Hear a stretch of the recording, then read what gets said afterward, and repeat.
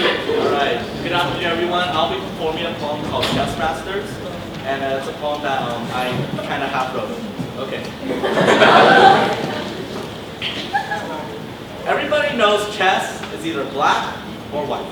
And I think that I play with the best there is, sitting on a bench with nothing but a school every Friday night, except when I'm doing homework. Knight to e4, your choice. Black and white, good and bad, pay attention, study hard. Grow up, get a job, find love. This is the way that I've been taught. That if I memorize the words to my English presentation, I'll get an A in my English class. If I get an A in my English class, that means I'll have another A on my A-filled report card. If I have a lot of A's on my A-filled report card, that means I'm going to a good college. And that's what I'm working for, success. I mean, isn't that what success is, college?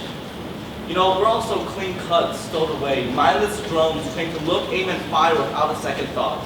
Our very sense of independence is being corrupted by this ideology of simplicity.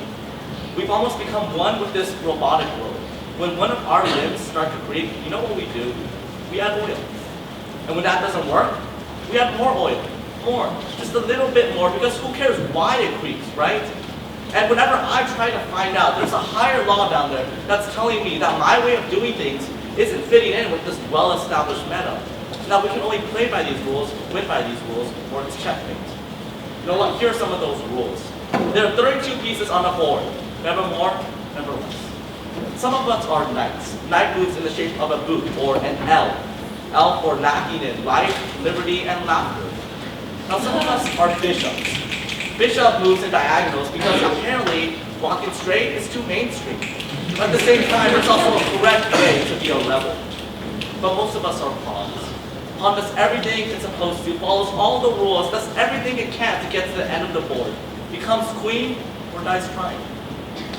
You know, the faces that I see every time there's a board in front of me are quite confident, downright cocky in fact, with a smirk on their faces and a confidence that seems to have a mind of its own, flying out of their bodies into the ceiling and blocking the chimney, so that when Santa tries to come down for Christmas this year, he can't. Because that's what I've been telling kids these days. Santa doesn't exist.